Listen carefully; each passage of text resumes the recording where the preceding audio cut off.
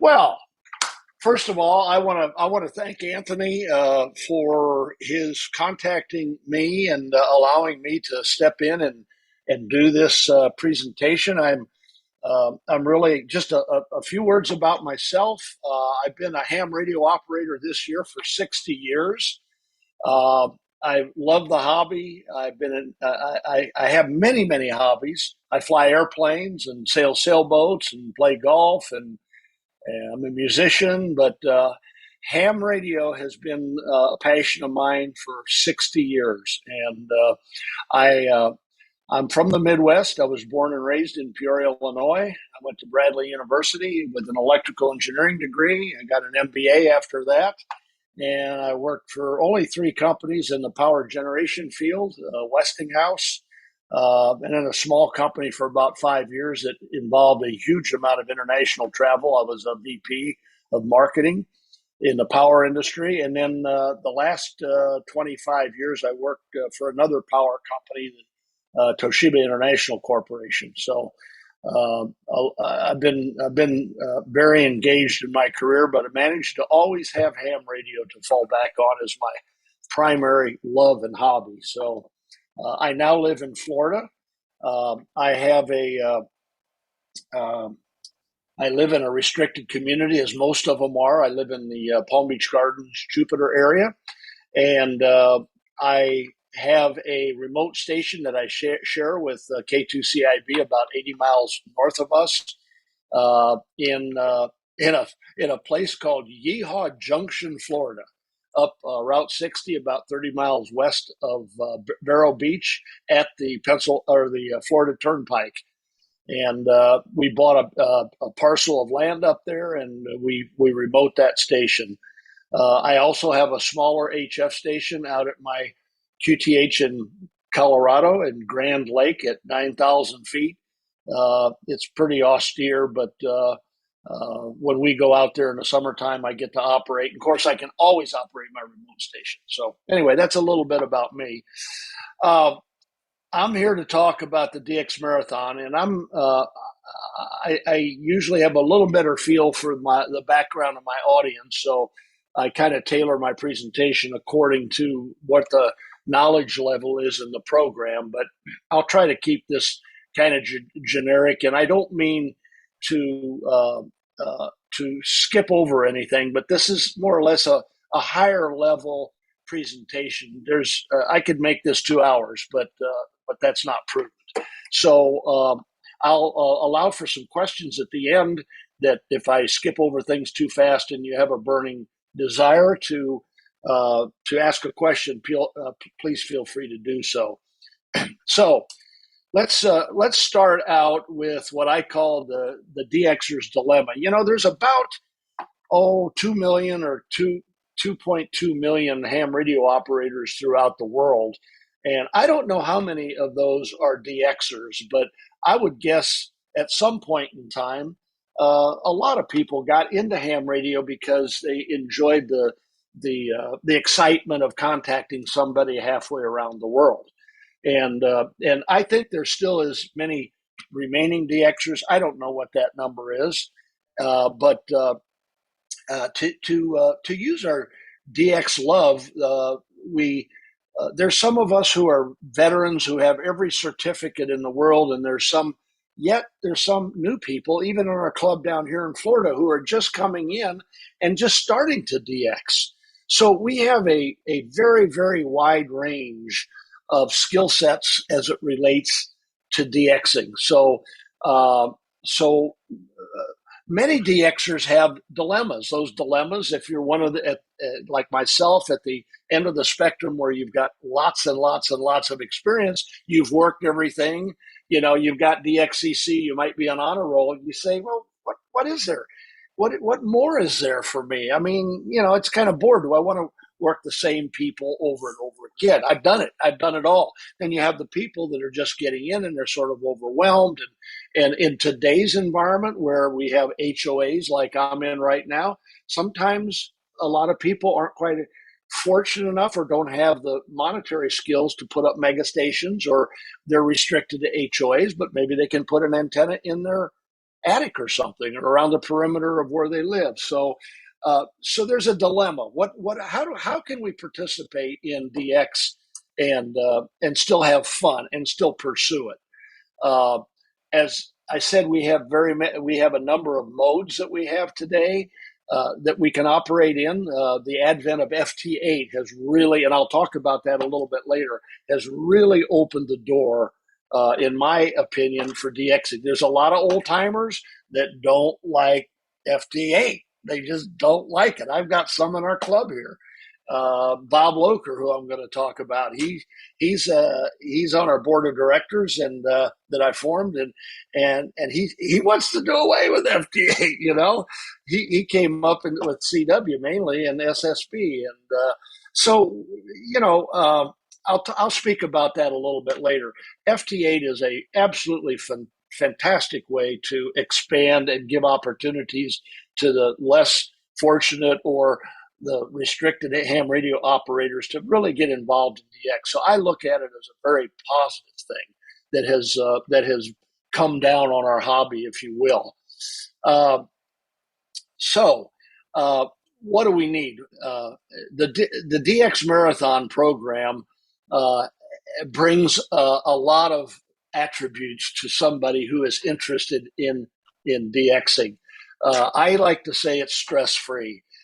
I've been a contester in my life, and I've done a huge number of contesting, and I don't do much anymore today because I guess I'm going to try. I don't want to be offensive to contests because I know there's a lot of people that really enjoy it. I kind of like to have a life, to coop myself up for 48 hours, just operating radios and the rest of the world just ignore it. I'm in my stage of life where I just don't want to do that. I want a program that I can leisurely, when I have free time, sit down and I can do. And this program, as I'm going to explain, gives you that opportunity to do that. And it's very simple, and I'll talk about that in a second. It's a very simple program where even if somebody is just getting in the hobby, if I can spend a half hour with them, I can kind of explain, this is very simple to do. And that's what I'm going to try to do today. Okay. So what is DX Marathon? Let's go back to ABCs. It is an annual program that includes working as many DX entities, and those are country entities. Most of you know, there's 340 country DX entities, if you will. And what we do is and I'll talk about this, we actually add some of the EU entities on top of that. So we have 346 possible countries that you can work. And then we also combine that with the 40 zones. And I'll talk about that in a little bit. The one big advantage of our program is confirmations are not required. Remember what I said? We try to make it as simple as possible. You don't have to exchange QSL cards. You don't have to go to LOTW. You don't need to confirm. We're trying to make it simple. Okay. DX Marathon is an excuse to get on the air. Like I said earlier, whenever I have time during the year, I can sit down and I can operate and I can actually participate in this program. I don't have to put it in a weekend and work 48 hours together. I used to be very competitive. Since I retired, I'm trying to smell the roses and try to bring more serenity into my life. So I do like to compete, but not like I used to. But this allows for those who want to compete to compete. You can actually compete. And I'll explain that in a second when I talk about the classes. But some people, like what I do right now, I've been in DX Marathon 5 or 6 years, actually, not that long. I like to look at DX Marathon as a metric for my working DX. In other words, I try to improve my score every year, which gives me some feedback as to my equipment, my station, my operating skills, my time spent on the radio. So I just like to look at my personal best. I don't need any more certificates, or I don't need any more plaques. I'm not saying everybody's that way, but for me, I like to measure something. I often said in my business that I was involved in, if you can't measure it, it's not worthwhile doing. So if you're in DX, it's just kind of neat to measure things. As I said, no complicated rules, and it's a year-long activity. It starts January 1st and goes through the end of the year. What's the history of the DX matter? Believe it or not, it's been around a long time. It was originally started by the predecessor of CQ magazine. It was called Radio Magazine, originated in 1939. It was suspended in 40 due to World War II. And then after World War II, it was resumed by CQ magazine after they bought their predecessor, but only dropped a year later. I don't know why. Well, I kind of know why. It took a lot of work. But anyway, they brought in CQ Worldwide and DXCC as a substitute for it, and it vanished off the face of the earth until it was resurrected in 2005 by the picture that you're seeing here, Bob Loker, W9KNI. And Bob put it together, and guess what he did? He recruited a guy by the name of John Sweeney, K9EL, and John Sweeney has been running this program for 17 years, which is, I can talk all night on that. I won't, but he has just done a Herculean job by himself to advance this program. So when I found out that John was retiring from the program, I had known John through a mutual friend of mine down here, W4QN, who actually co-founded the Northern Illinois DX Club, one of the very large DX clubs in the country. And I had met John and knew John. So I wrote John an email. We got on the phone, started talking. John told me a little bit about what he did on the program. And I said, I'm retired, but I got a life too. And I can't do what you're doing. So I said, look, I came out of the corporate structure. I said, allow me to put together a board of directors and allow me to put together an operating committee.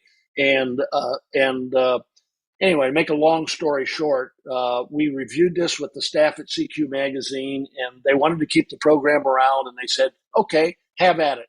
So I did that. So I put a board together. All these people that you see here have 50 years or more of experience in DXing. They've all been participating many, many years in DX marathon. So I put the board together, but even more importantly, this is the heart and soul of making this program work now.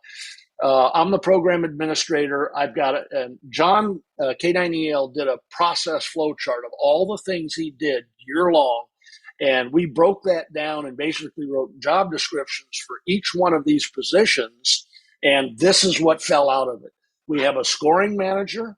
We have an IT manager. We have a communications manager. We have a rules and compliance manager. And we have an awards manager. And all these people are in place. They're wonderful people. We're working together actually for the last 4 or 5 months for the transition.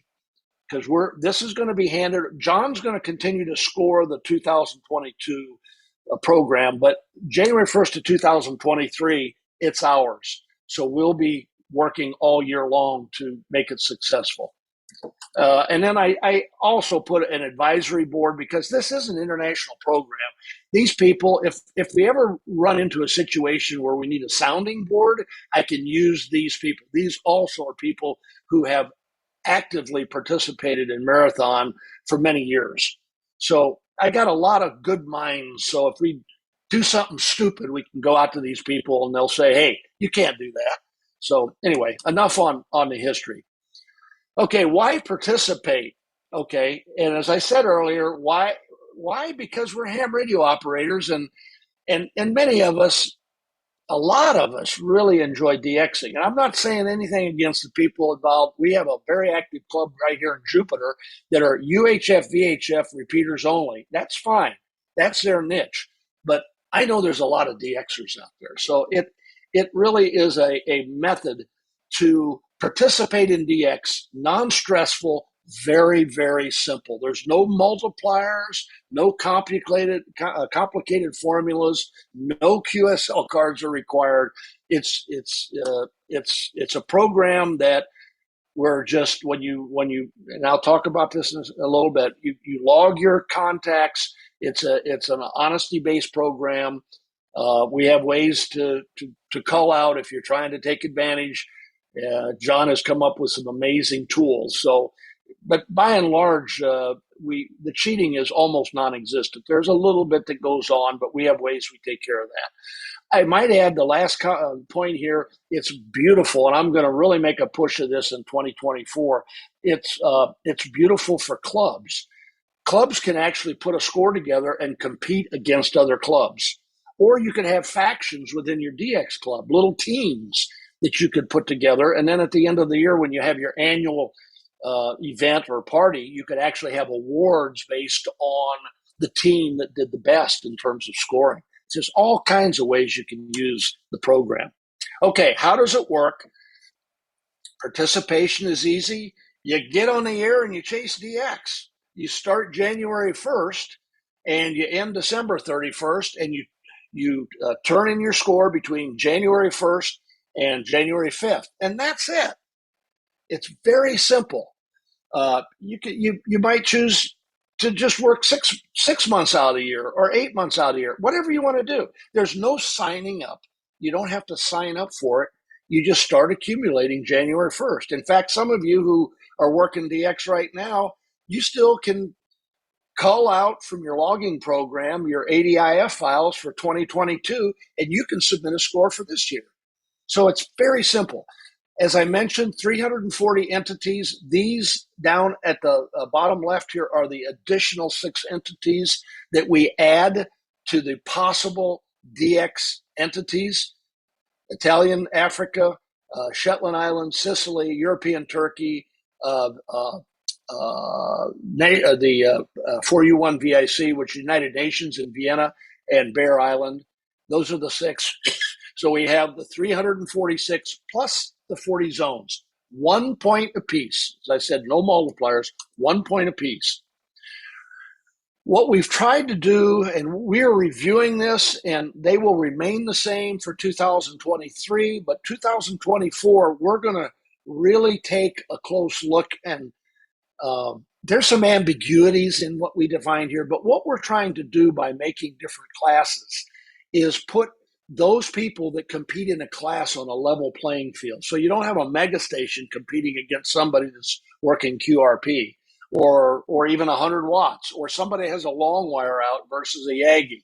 So we're going to completely review this. We're going to take the whole year, and by September 1st, when we have to put the 2024 rules into CQ Magazine, we're gonna refine these, and these may change a little bit. But our mission is to try to make a level playing field for anyone who would select one of these categories. So they're competing with somebody on a like basis, whether they're in the U.S. or whether they're in Europe or in Australia or whatever. So keep that in mind. There's something for everybody.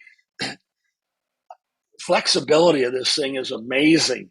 You can, if you choose to just work a single band, you can do that. And you'll be computing, let's say you just love 30 meters, for example, or you love 60 meters, whatever. You can choose to just compete on that band and compete against all like people throughout the world on just that one band, which is kind of neat. So again, this is for the veteran that has done everything. This is something that might be very attractive for them. Mode of operation. You can choose to compete on sideband only, on CW only, or on digital only, i.e. FT8 or RIDI. Okay, that's your choice. My good friend Norm in 2019, this W4QN, he loves CW. He decided to compete only on CW, and actually, he has the all-time high score on CW ever registered in Marathon. He's got a beautiful station. He's a great CW operator. I think he worked 314 total score that year. So it's your choice. You might compete on that basis. And as I mentioned, clubs or leagues are awesome. Okay. The rules are very simple. One station location. I have a remote. I declare that as my one station location, even though I'm not physically there. You can't have two remotes, or I can't claim my station in Colorado. When I'm in Colorado, I can't claim stations I work out there if I'm only putting a station in for my remote station here. So one station location, I can put two in. I can put one out there and one here, but I can only use one location.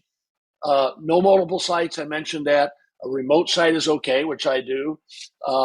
And as I said, if you operate one site in your year, you can submit scores separately if you operate a separate one. Make a note for those that you're listening here, if you can write this down, because I can't cover everything tonight. www.dxmarathon.com is our website. There is a ton of information on there. Just leisurely go through it and you will learn a lot about the program. There's a lot of helpful hints. We keep tabs of pirate calls. So, the participant ultimately is responsible for the quality of the information they submit on their score sheet. So you don't want to submit somebody that's a known pirate. So you can go back before you submit and you can check the website. We do a tremendous job all year long in logging pirates. So you don't happen to pick up one of these and get a deduct. By the way, the deducts on the score for making mistakes is just 1 point, just one penalty point. If you write a call down wrong or on the zone calculation, if you have the CQ zone wrong, that 1 point is deducted from your overall total. That doesn't sound like a much, but if you're in one of those guys at the top, the difference between the top 2 or 3 or 4 or 5 people are like 1 or 2 points. Very, very competitive if that's your thing. Okay. This is a copy. It's an Excel spreadsheet. Very, very simple. I'm not going to go through this now. This is explained on that website that I mentioned to you.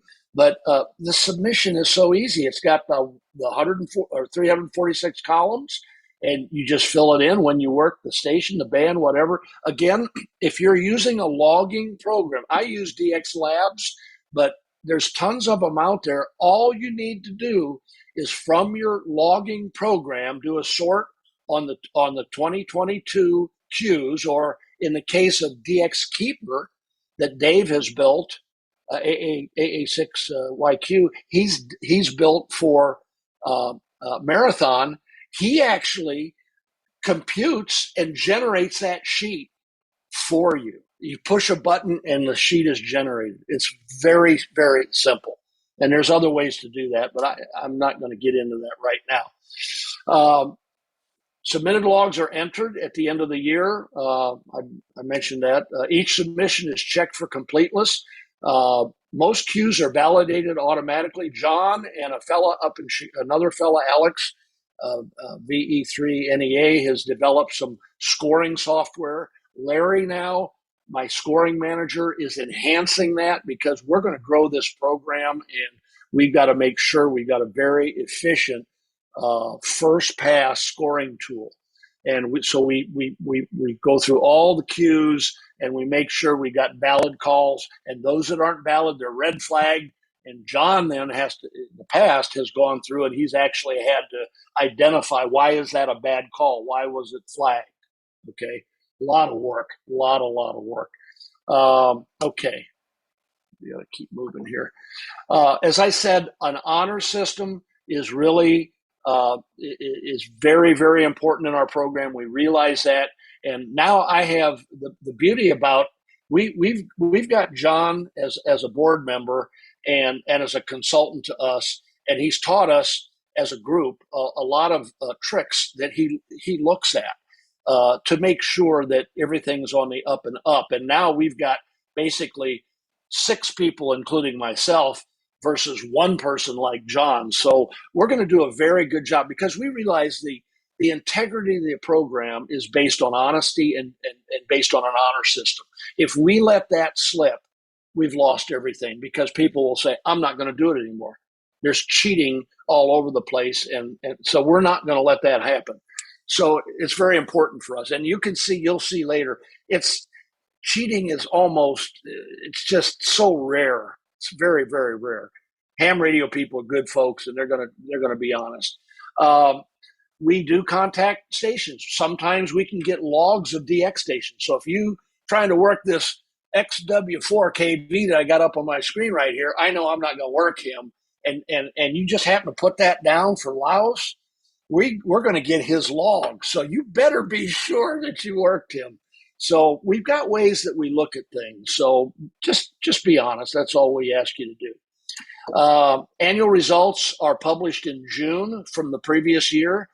We get all the logs in, we score them, or we do a first pass, we do a preliminary result, and everybody's contacted with that, and then we scrub it for 2 months. And then by April 1st, we have to have all the final results in the CQ magazine. They publish the results in June, and then all the certificates and plaques are sent out thereafter. That's sort of the timing. Right now we've got 22 wooden plaques and we got 120 certificates. Again, I'm not going to go through what these are on the website. This is all explained. We have plaques and or certificates for winners in all these classes: continent winners, band winners, top CW phone digital scores, North America CW, Europe CW, et cetera, et cetera. So there's something in this for anybody that's really chasing DX. This is what one of the certificates looks like. W9ILY, the reason he's in here is because he's the one that has been doing all these certificates.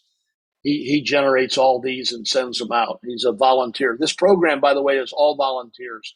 I've got to mention this, though. I did put a tab on the website. We're thinking about doing some things in 2024 that might require some funding. So I put a pay me icon on the webpage. And if any of you are feeling very generous, throw $5 in or $10 in. And what we're going to do throughout the year 2023 is we're going to see what kind of funds we can raise, because if we can raise a certain amount of funds, some of the things that we're thinking about doing in 2024 will require some expenses. So we're trying to do that. We have generous sponsors. We have DX associations. They buy the plaques and absorb some of the cost. But I'm not going to go through these. But you can see a lot of clubs donate. Individuals donate. Anybody can donate. So anyway, we got a mechanism now to do that vis-a-vis the. Okay, this is really interesting. I'm going to talk about numbers now for a second. DX Marathon is growing. Between 2021 and 2022, it grew at double-digit rates, more than 10%. And so solar flux had been decreasing, as we know, cycle 24, and yet we stayed relatively flat. And in fact, we can see an uptick from 2019 to 20, 20 to 21, and 21 was greater than 20.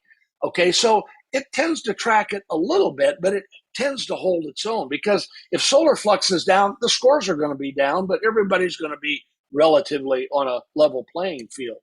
So that's kind of interesting there. What's even more interesting is this. The left chart shows cues by modes, and the right chart shows cues by bands. Cues by mode. Look what's happening, and I alluded to this earlier.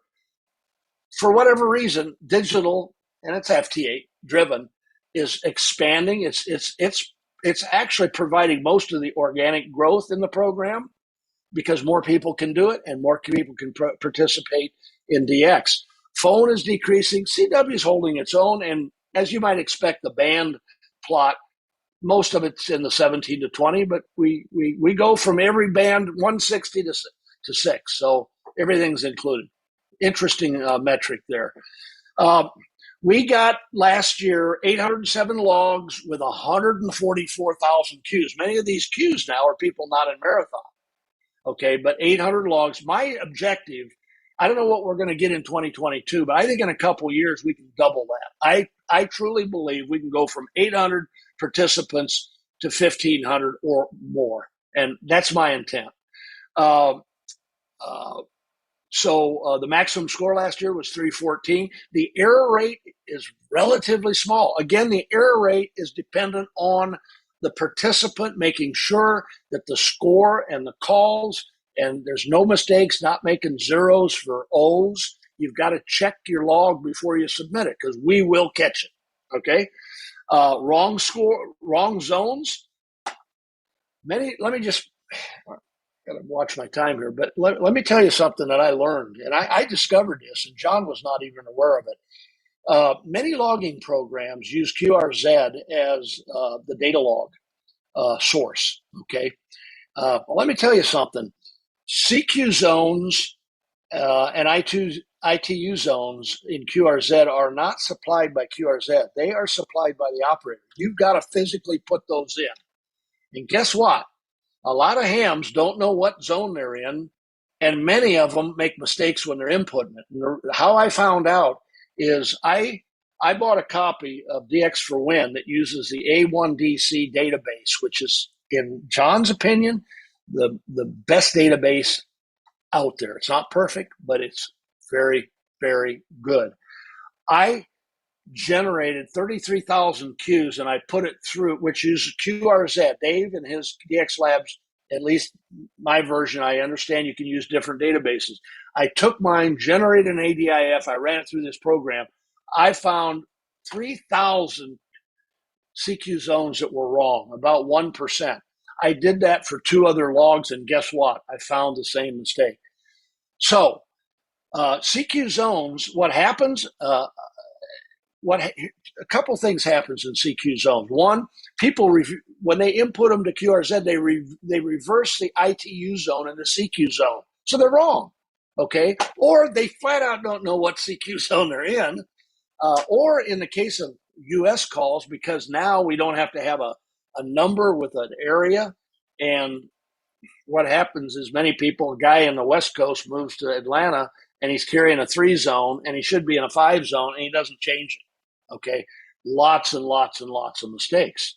So if you have those as one of it's more on the international participants. If you have those as one of your zone participants and you have the zone wrong, you lose a point. So anyway, I'll say enough about that. Down at the bottom, top 3 club scores, as I mentioned, we probably have about 30 clubs that actually participate every year. The Northern Illinois DX Club used to be number 1 all the time. Other people were jumping in. Rio DX Group, Brazil was first. CDR Group, Brazil was second. Obviously, they were competing with one another. Western Washington moved up last year. So it's great for club participation. And it doesn't take any effort. You just combine your scores of all the participants at the end of the year and you put in a score sheet for your club. It's very simple. Okay. I'm gonna go over this right now. All I can say, I'd be happy to entertain questions on logging programs. Most of them generate an ADIF file. It doesn't have to. I mean, there's ways to get scores in, and I can talk about that. But there's nothing that should preclude you. But I can just say most logging programs generate an ADIF. If you got an ADIF, you can convert it to the Excel spreadsheet that's required for the score sheet. I'll leave it at that right now. 81C, Jim, out in Colorado, he's actually developed a tool, okay, that if you have that ADF file, he will take the ADIF file and he'll convert it to the Excel submittal spreadsheet. Very simple to use. Sebastian, my IT manager, has come up, and I know Anthony is aware of this because it's in his presentation. He's come up with a web-based, this guy is brilliant. He's come up with a web-based tool. You take your IDF file, you input it up there, and within about 2 seconds, it spits this report out.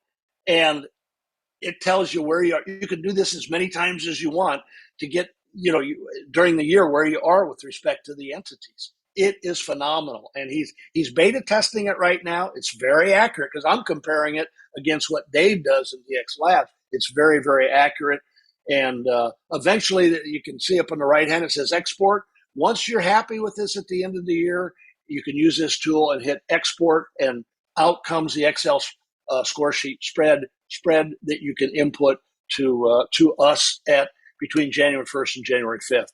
It's a wonderful tool. He's done a wonderful job on it. Let's see.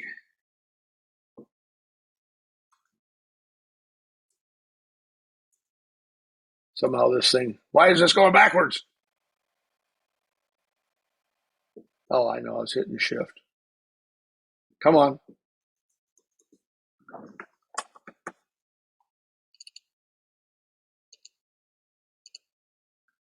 Sorry, guys. I got it under control now. Okay. Hints for successful work countries. All what I find out is January and February. Man, I ramp up. Man, I get almost up to 200 real quick. Then it gets a little tougher.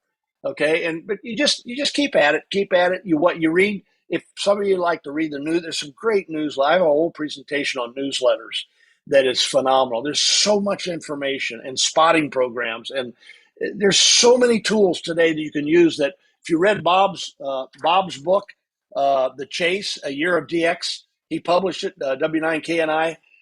It ain't like it was when he did it. He literally sitting down at his receiver and he's tweaking it and looking for stations. And I mean, today we've got so many amazing tools.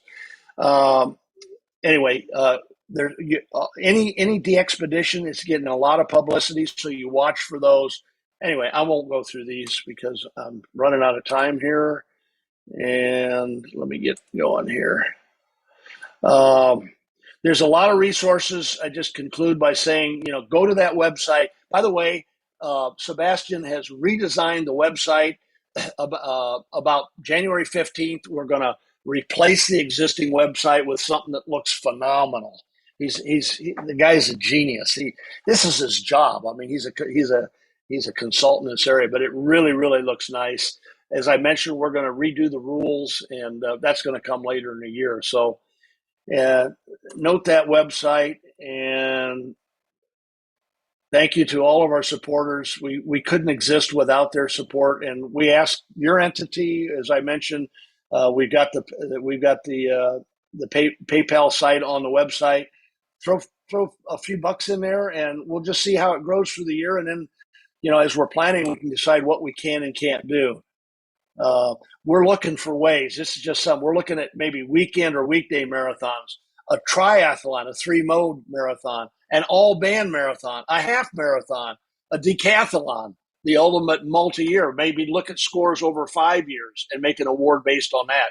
There's all kinds of things we're looking at right now. But to make the transition, what I insisted on is we do not change anything. We got to make sure that when John hands this over to our team, that we can run the program before we make any changes. So that's kind of been my philosophy. So that's it. Thank you so much, and I hope I didn't. It's a little longer than what I wanted to go, but I hope you were able to pick up a few. No, you're doing just fine. Okay. Okay, let me. Okay,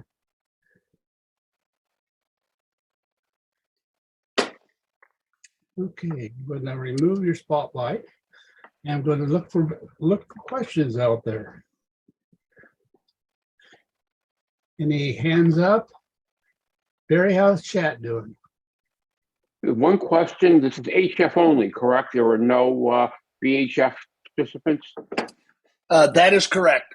This is an HF program. That is correct. Okay. And it's CQ zones. But you don't use ITU zones at all? We use CQ zones, which is 40 zones. That is correct. Okay. Yep. Okay. That's all the questions from chat. Yeah, we have 3 of them in the U.S., right? 3, 4, and 5. Okay, looking for some hands up. How about some comments? Anybody got any comments out there? We got 24 participants. How I don't know how to do this, but how many actually have participated? I know Anthony's regular, but is half the group, you think? I don't know. You can use your thumbs up. If you get onto the bottom of your screen, go to your reactions, you can use the thumbs up to show us. You don't have to use your speaker. There you go.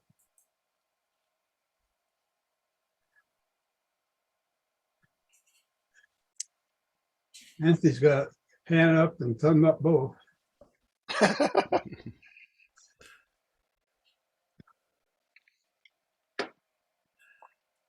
Okay. I counted about 6 there, I think.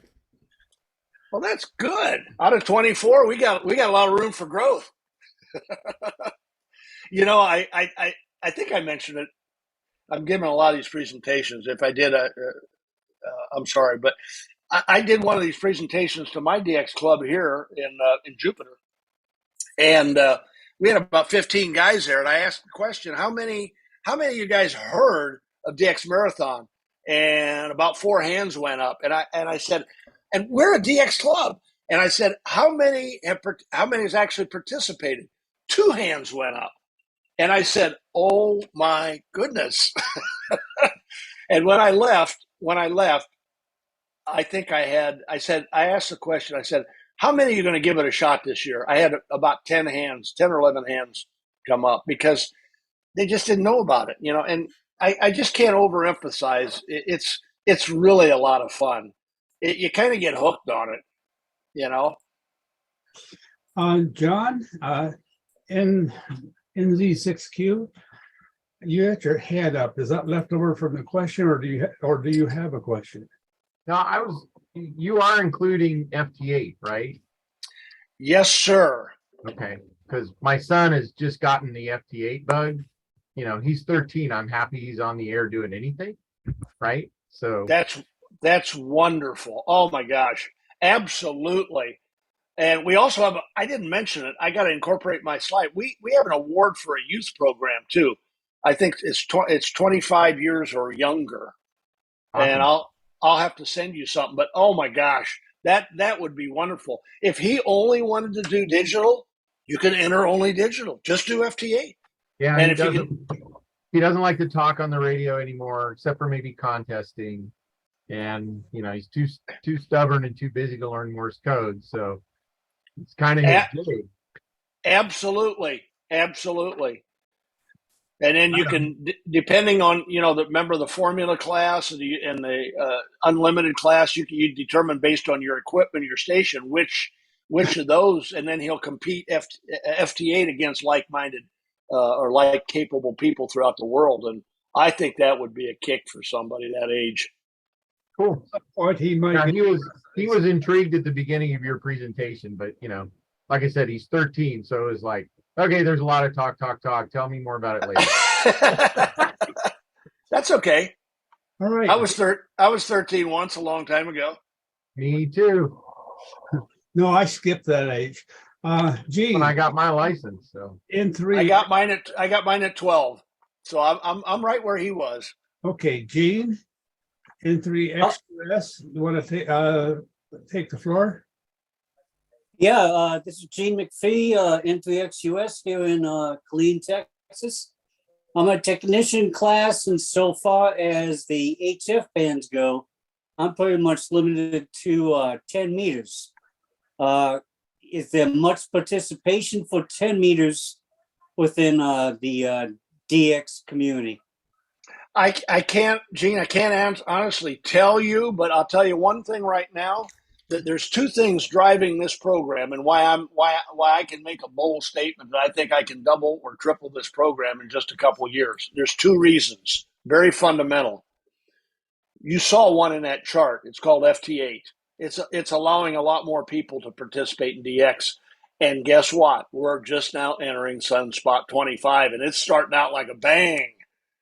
It's really 10 meters. If you wanted to enter on 10 meter only band, absolutely.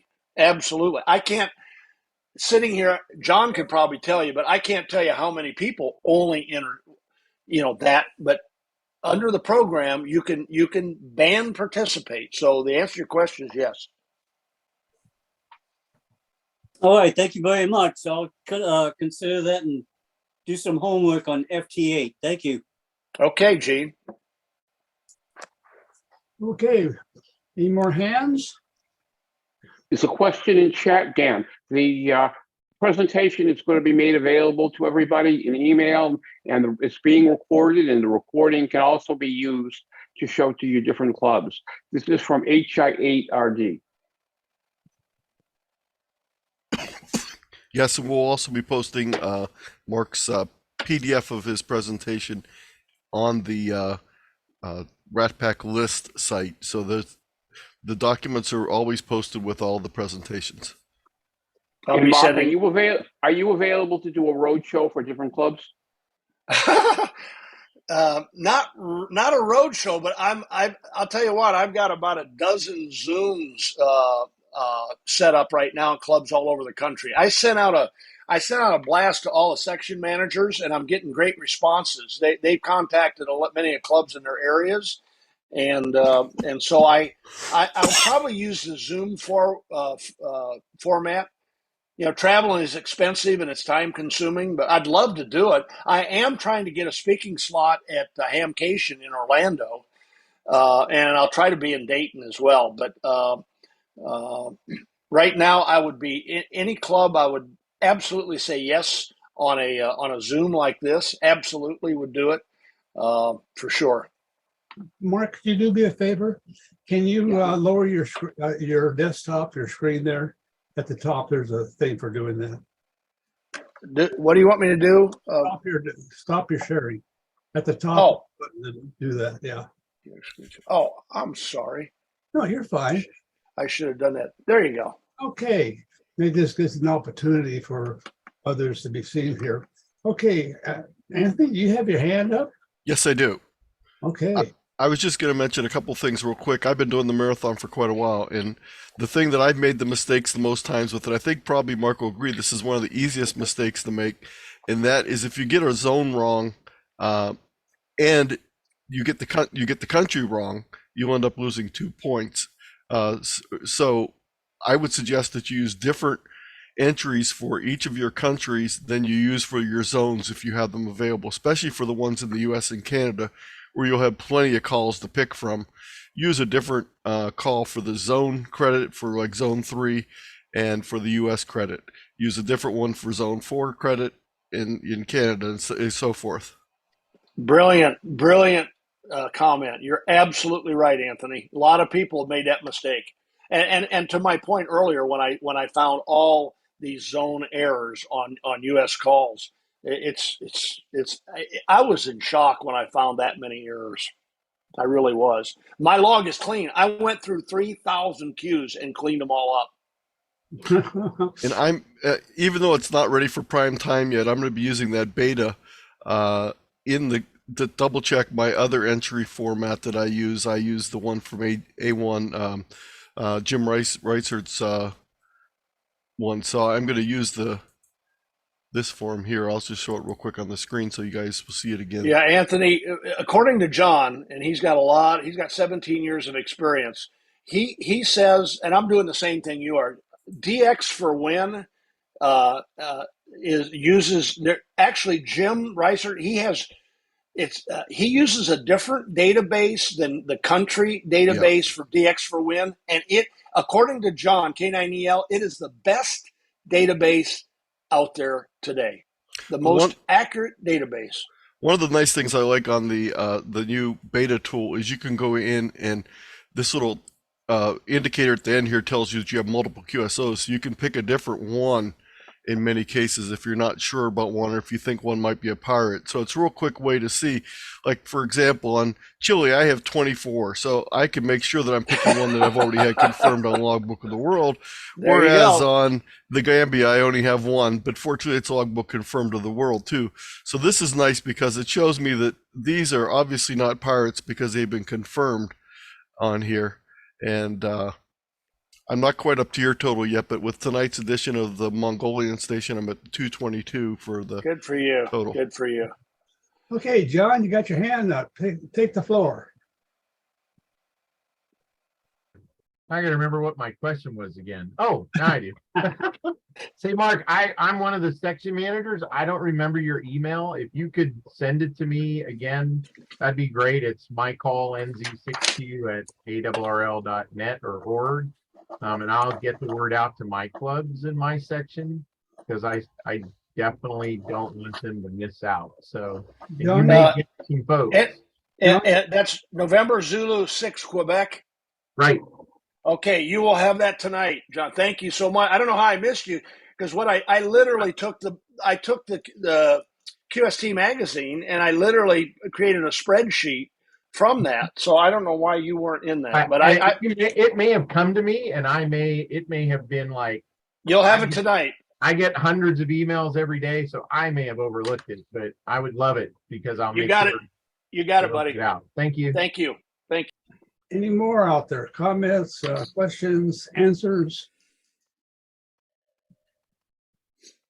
Anybody else? I'm going to put in the chat the RATPAC address where you can get all the information on RATPAC.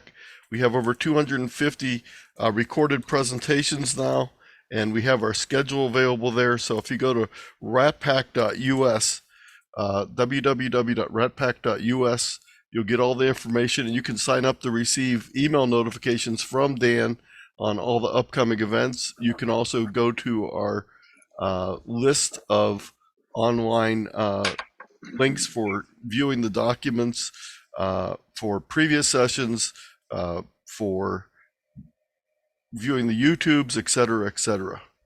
I'm going to call this good for the night and say 73.